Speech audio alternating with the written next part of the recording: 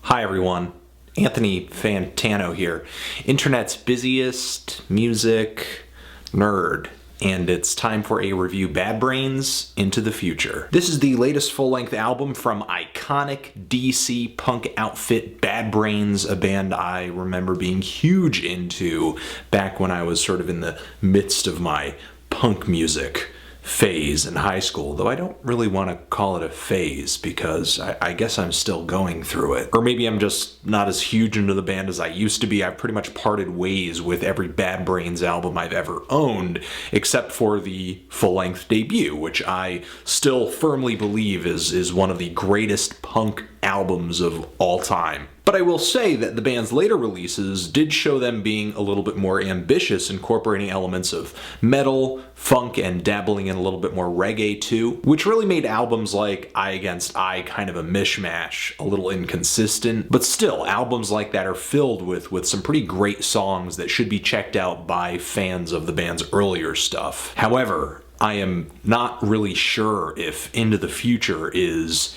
an album that first-timers should go to. Maybe it's more an LP for hardcore fans who have already been hardened by one studio letdown after another. Into the Future is unfortunately just one more difficult pill to swallow, and to me it's kind of insane because the band is still an extremely reputable live act. It's the writing and the playing and the recording that has really been suffering, especially on this release. Those things are just not the band's strong suit right now, and I wonder if they ever will be again. I mean, the sound generally of the recording of this LP is off. It becomes apparent right on track one that the guitar tone is really brittle, it's thin, it's flat, it's kind of boring. It sounds like guitar being played through a practice amp with some really cheap distortion pedals. There are some really sloppy finger drags across the strings on some of these tracks that I feel like are made even more audible by just the bad recording of the guitar.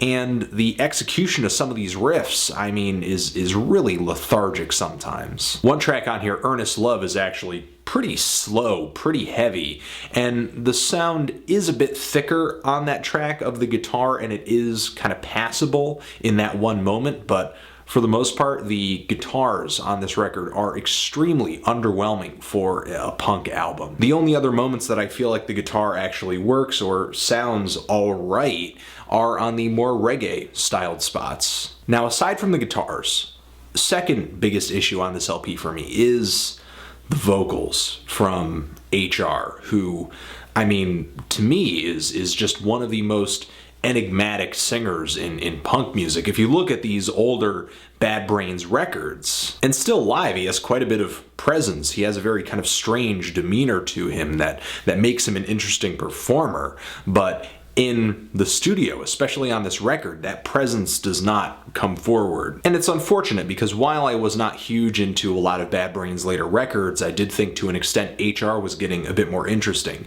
like Eye Against Eye that I mentioned earlier. Though that record is, kind of inconsistent, some of HR's best vocal performances in the band in general are on that record, with him exploring metal vocals, more soulful vocals, just soaring, passionate highs with this really weird kind of nasally vibrato. But I definitely do think on this record vocally he has lost some power, some focus. Tune after tune on this album, he has an extremely weak grip of the melody that he's trying to hold on to with his voice. But it is still very apparent that he's just trying to sing his brains out. He is trying to go hard on some of these songs. He is writhing, he is fighting, he is flailing, but so many of the shots just aren't landing. And because I feel that way, none of the ad-libs or just vocal narrations on some of these tracks go over all that well to me, like on the song Fun. I guess it's just slightly irritating to kind of hear Bad Brains get indulgent with some of these tracks when the basics of what they used to do really, really great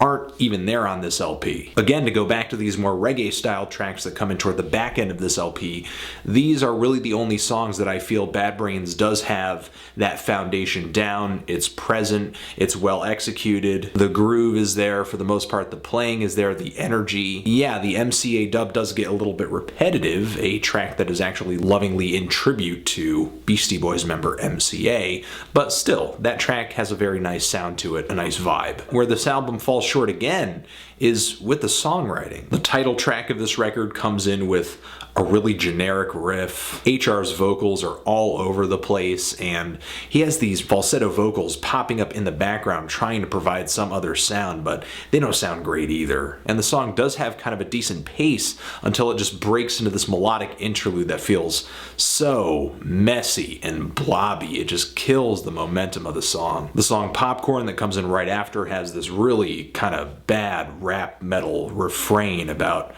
Rasta girls, and the spot's about going round and round, round and round. I mean, lyrically, it's just very off. And the song Youth of Today, in terms of just the riff writing and HR's vocals, they feel like on completely different planets with this song. It's as if the band just took some random instrumental track and just some leftover HR vocal take and just threw them together. There are these weird breaths that kind of pop up in the song occasionally too. I don't know what they're doing. They're kind of coming in rhythmically, but they don't add that much to the song, and they do not feel all that equalized. And the song Ja Love, which also gets pretty repetitive, is kind of like this electronic reggae infusion with this revving synthesized bass that feels a little bit in tribute to dubstep. If there's anything that I can say that's positive about Bad Brains and this LP, aside from a few tracks that are tolerable, it's that not many bands can successfully and sincerely embody so many styles of music, from reggae to punk, metal, funk, but still those other things I mentioned, the performance, the songwriting, the recording, they're just not there with this LP, and they ruin so many potentially decent songs. I'm actually feeling a light to decent 3 on this album. If you've given it a listen, what did you think about it? Did you love it? Did you hate it? Why? And what should I review next? Bad Brains, Into the Future, Forever.